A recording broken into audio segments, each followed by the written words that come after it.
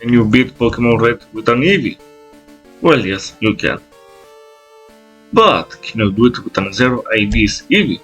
Well, there's only one way to find out. For this run, I decided to replace Squirtle with the 0 IV's Eevee in order for my rival to have Charmander as his starting Pokemon.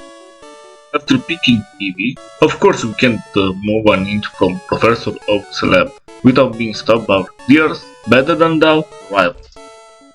With this fight, I decided to see how everything will go using the weakest Eevee and see what the future of the challenge is going to be. The rules are pretty simple. First of all, only Eevee can fight. We can still have other Pokemons for HM purposes.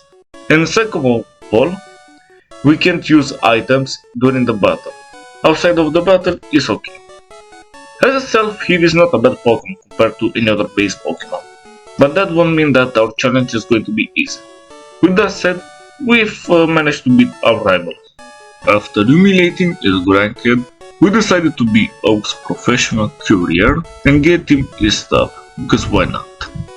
And also before leaving Peloton, I had to stop by and get myself the Kanto map. Most of the time I forget to take it in the beginning, leaving me confused during the game. After that we knew that we had to face our rival once again, so I had to train my victories till level 13 in order to stand a chance. After leveling up, I decided to test victories against my rivals PG and Bulbasaur.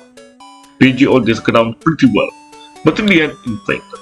As for Bulbasaur, yeah, brother went down with a PlayStation. Easy victory nonetheless. Then I decided to skip Viridian Forest. What? I was lazy, so what's the problem if I skip something? Of course, after that I had to test my skills against the strongest judge in the whole Pokemon universe, the Light Years Kid. He offered a good fight, alright. His Digress wasn't hard to beat, due to his low base health. However, his Sandshrew was another story. Luckily, I managed to beat him, with only 1 HP remaining. With this fight under our belt, we were ready to face against the gym leader Brock. But it seems that the battle takes some time, and yeah, we lost. Fantastic. Okay, you know what? We need to be strong, pretty strong. For that, we had to get as many attack EVs as possible. So I think that the Nidoruns will suffice my request. Huh? A wild Brock? Well, unexpected, but yeah, I think we can beat them. This time we managed to defeat this Geodude, but I wasn't sure about this rocky tank, Onix, with his 160 base defense that is as hard as a leaf. No wait, I think I left its way harder. Anyway, I noticed that with Tail Whip it went down pretty easy. Way too easy, in fact. So I decided to check if everything was okay with this Eevee. After reviewing the situation, I noticed that I shouldn't have the access to Tail Whip yet. So I swapped it with Sand Attack and fought Brock again. Geodude still wasn't a problem, but let's see if Onix stood a chance this time. As soon as he entered, I decided to spam Sand Attack. I know, cheap move, whatever. But I had to decrease his accuracy and also avoid getting hit by Bug, a 2 to 3 turn move that does twice the damage that the attack Pokemon receive during this phase. Everything went according to plan. However, Sand Attack ran out of PP, so I had to hope that Victorious managed to defeat him before being knocked out. We were close enough to lose, but yeah, first try victory. That was hard, but you know what was harder? This fight against the ground, because I forgot to recover attacker's PP. Luckily I managed to survive with 1 HP. Please trust me on that. I was also smarter by deciding to whole heal Victorious HP and struggle my way against this fossil dude.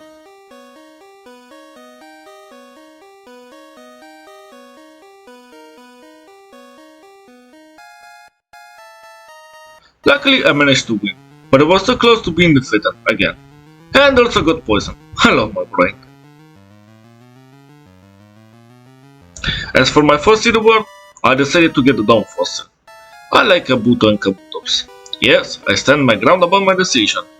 Besides, Kabuto as a horseshoe crab looks adorable.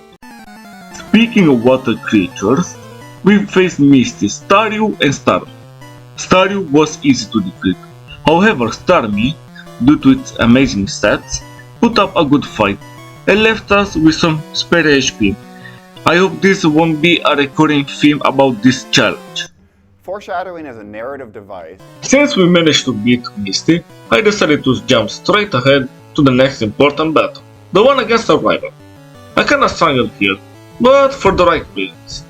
Pidgeot and Hembra weren't so hard to defeat, but due to the fact that Pidgeot threw sand at Turris, I had some accuracy problems, and Rattata was close to defeat us.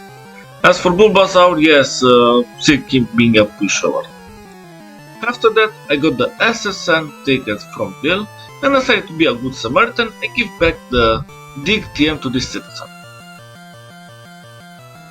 You fucking with me, right? Anyways, remember the fight against the rival from before? Yeah, now despite him having a better team, the fight was way too easy. Thank God I didn't get sand attack as much as before. Next one on the shopping list is Lieutenant Surge. The main threat in his team was Voltorb and his Sonic Boom, dealing 20 damage every time he hit us, but other than that, Pikachu and Raichu went down without any kind of problems. One important thing to mention is the fact that in this challenge I managed to get the move Bite, and I said, neat, Ghost type go bye bye. But then I remembered that the Dark type is a Gen 2 thing. Since we are in Gen 1, the move Bite is a normal type move. But despite that, it's still a good move since it gives us a 10% chance to flinch our enemy. Before going further, I had to get a Pokédoll. Trust me, it is important for later. After getting ourselves the Pokéball needed for the next step, we went straight ahead to the Pokemon Tower. And of course we had to beat our rival once again. Still, this fight was also easy. This part of the Pokemon Tower is what I dreaded the most. Ghost type Pokemon, of course. In my first battle against the Gastly, I had to teach Victorious the move Bite. The only way for him to do direct damage to Ghost type Pokemon. But despite that, as you can see, it works only when he wants to. So, despite my good start, in the end Gastly managed to beat us. This time, however, we didn't have so much problems. Now is the time to use the Pokédoll, better than many degenerates in this world, to help a Marowak soul to rest in peace. How adorable.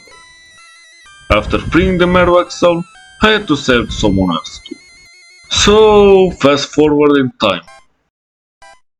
Yeah, I forgot that Drowsy disabled my quick attack. My bad. And there we go. Grandpa is back home. After that, I couldn't resist the urge to go to the name writer to praise my Eevee's name. I think he's gonna love it. Decent? The fuck is he talking about? Whatever, moving on. After that, the voices inside my head won and convinced me to steal another Eevee. I called him Pepsi. I think he's gonna help us in the future. Okay, now let's see what dangerous thing. Hey, no way. Bacanelli! This is going to be so much fun. Dang it, I lost all my coins. Well, whatever. Of course, after this loss, I went to this employee and asked him some spare coins. But he got mad and decided to fight me. However, he lost and disappeared. I checked the poster near him and what a surprise! I found a switch. Neat. After getting myself lost thousands of times inside this Team Rocket's base, I managed to find their mafia boss Giovanni. The fight itself wasn't half bad, but yet again I forgot to restore my quick attacks power points, so I had to pray for a Bite to work. I bet that Giovanni has Sicilian heritage, like many mafia bosses from around the world. Luckily I managed to win this fight too with 5 HP. After losing, Giovanni was so mad that he sent us straight to Koga. Luckily our next mandatory battle. All I can say here is that Victorious did pretty well, That's probably due to the fact that it's slightly over level. After this warm up, we knew that our next stop was Erika. I hope she puts up more of a fight. Wait, who is this fella over here? A gym full of women? Well, power to them. Oh yeah, as for Erika, yeah, that wasn't a balanced fight. I double-edged to the victory. But you see, this isn't Celadon City's true gym leader. This is where the true Celadon City gym leader resides. This karate master. He too wasn't hard to beat, and in return, instead of giving us some silly badge, he gave us something even better. A choice between his two Hitmon Pokemon. Hitmonlee or Hitmonchan. Of course I went for Hitmonlee since it was my favorite. Meanwhile, I also learned a catchy tune and met the one NPC that had me way too much in the Team Rocket's headquarters. Unfortunately, this is where I also remember an annoying trait about older Pokemon games. Limited inventory slots. Anyways, despite all of that, I managed to meet once again with my dearest rival, and started another round of me humiliating his team. This time shout out to the move Swift, since it didn't care if Victorious had the best vision in the entire world or if he was straight up blind. This attack will always hit.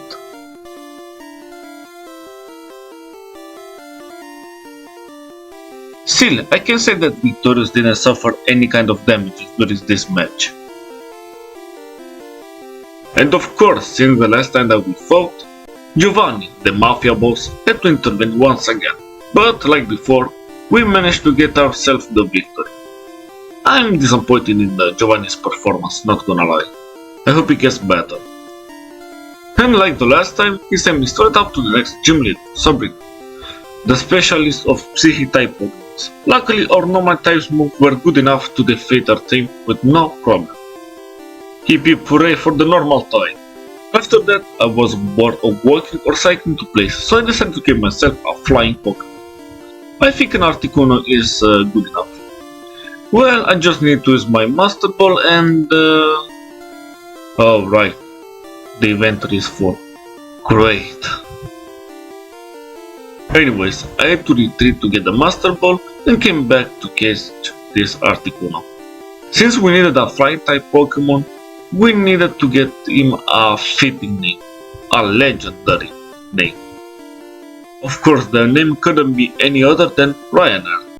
Then it was time to do Blaine quizzes. I hated this one in particular because it doesn't specify if it's the next form or its final form. Bruh. Luckily, the one dude over there knew my confusion and decided to let me go with no problems. However, Blaine didn't took too well my lack of knowledge about Pokemon evolutions, so he decided to offer me a one-on-one lesson. His Growlithe and pointed out his stupid. Dash did put up a fight, but nothing special. However, Harkness, his good boy, did some serious damage, but still went down pretty easy. To end this chapter, we had to face Giovanni for the last time. His Rhyhorn was bulky and did some damage to Victorious. Then he came to the fight and also went Doctor. After that there was Nidoking and Nidoqueen. Threatening Pokemons, but since Giovanni was hyperfixating on using Guard Spec, they didn't do anything. And then came Raido. He was a 4-hit KO Pokemon that granted us our Ace Gym Badge. After this victory, I noticed a flyer in which the Pokemon League was searching for a new champion, so I decided to do the last training against my dear rival. However, he too seemed interested in this title, so the fight started and he sent out his speedrun.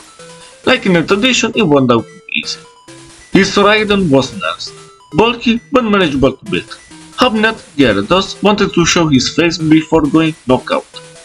Growlithe survived with a shiver of wealth, but went down because of takedown. Then there was Alakazam. Moving on. To end the fight, Venusaur decided to put us in our places. Close enough to beat us, but we managed to get the win. Okay, I ain't gonna sugarcoat it. We had to train till level 94. These are Victorious stats. I removed the Bite and added Mimic. ideal for Agatha, and you also see why. First up on the list is Lorelei. Dugong and Cloyster behaved properly and were defeated with ease. Then there was Slowbro, creepy sprite, but pushover nonetheless. Then there was Jinx, but she went down pretty fast. Lapras, the last Pokemon, put up a good fight, but in the end we won. The man, the legend, the elite fighter itself, Bruno, was the next challenger. He brought his 2 Onyxes, a Hitmonlee, a Hitmonchan, and his Haze Machamp. Surprisingly enough, his 2 Onyxes managed to both victorious during this match. This is where Mimic will shine and give me a chance to defeat Agatha. Mimic is a move that grants the user the last move used by the enemy. But in Gen 1, it gives us the choices of all the moves of the enemy. In this case, Gengar's Nightshade was our pick. We managed to defeat our Gengar's Encounter, and as for your hard work and Golbat, they were a easy to beat. The last elite member was the Dragon Master himself, Lance, and also the only one who managed to stop our victory marches to the Hall of Fame. Why? Pretty simple. His main threat were Gyarados and Dragonite. But this time, however, surprisingly, we managed to get a good victory with some spare health. I don't know why, but for a second I forgot that he didn't use a Charizard in the Gen 1. I went straight ahead to get my title as the champ, but unfortunately my rival teleported right to the room and got there before me. Anyways, cue the final battle. You remember the last fight against the rival? Yeah, his Pidgeot and Alakazam went down pretty fast. However, Raidon took it a bit personally and decided to do slightly more than half of my HP in damages before going down. I guess I bashed my head way too hard because I decided to spam Double Edge, but surprisingly it helped me a lot, defeating Gyarados and Arcanine pretty fast. But I was only at 29 HP against Venusaur. It was a sure 2-hit KO. Luckily, Victoria survived with 6 HP and managed to become the champion of Pokemonred. So yes, you can beat Pokemonred with a 0 IV's Eevee. It was fun, but it seems that Eevee has still some debts to pay up. First things off, we went straight ahead to challenge Mewtwo, the strongest Psychic-type Pokemon in Gen 1.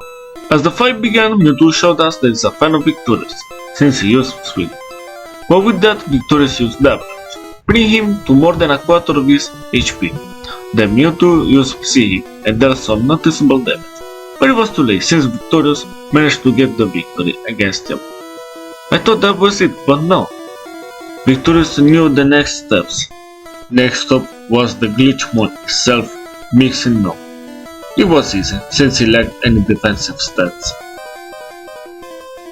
Next up was this level 147 mob. It was a real pain to deal with, since he would do jack all damage, but after some time we managed to defeat him as well. The last challenge is against Professor Oak. This is gonna be tough. The first one is Taurus. He decided to give us a free win. Next one was Executor, that put Victorious at a 2/3 of his HP, but went down after that. Then came Arcanine. Since he was a good boy, managed to put Victorious in a more vulnerable state before going down. However, we were in the most critical spot, so critical in fact that any type of contact would KO Victorious. For this situation, Professor Oak sent his last pop, Gyarados. I was ready to get defeated, but then he decided to use Leer, granting us the final victory. Well, that's it. We beat all the hard challenges of Pokemonred, the 0 IV's Eevee. With that said, we went back home in Palatown and ended our journey playing on the SNES.